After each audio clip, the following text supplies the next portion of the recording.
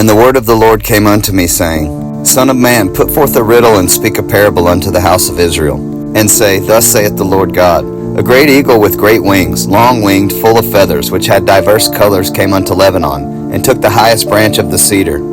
He cropped off the top of his young twigs, and carried it into a land of traffic. He set it in a city of merchants. He took also of the seed of the land, and planted it in a fruitful field. He placed it by great waters, and set it as a willow tree.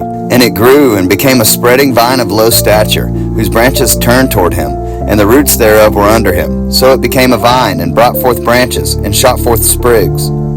There was also another great eagle with great wings and many feathers. And, behold, this vine did bend her roots toward him, and shot forth her branches toward him, that he might water it by the furrows of her plantation. It was planted in a good soil by great waters, that it might bring forth branches, and that it might bear fruit, that it might be a goodly vine.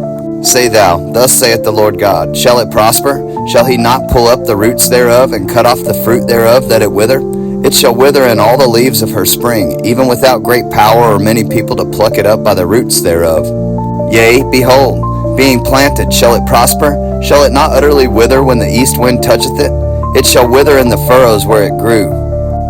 Moreover, the word of the Lord came unto me, saying, Say now to the rebellious house, Know ye not what these things mean? Tell them, Behold, the king of Babylon is come to Jerusalem, and hath taken the king thereof, and the princes thereof, and led them with him to Babylon. And hath taken of the king's seed, and made a covenant with him, and hath taken an oath of him. He hath also taken the mighty of the land, that the kingdom might be base, that it might not lift itself up, but that by keeping of his covenant it might stand.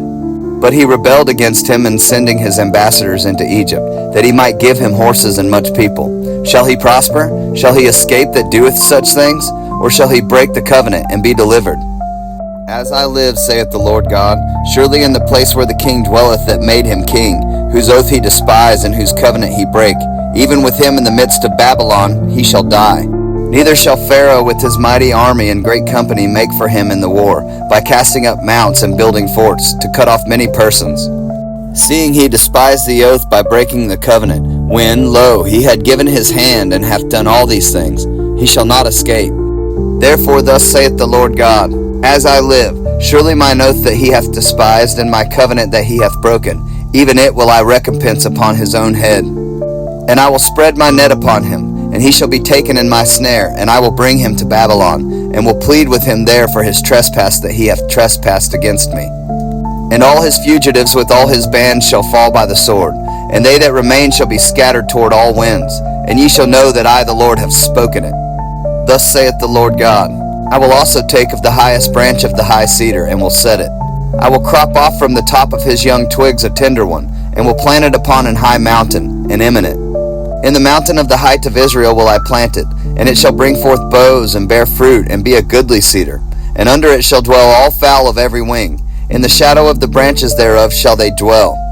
And all the trees of the field shall know that I the Lord have brought down the high tree, have exalted the low tree, have dried up the green tree, and have made the dry tree to flourish. I the Lord have spoken and have done it.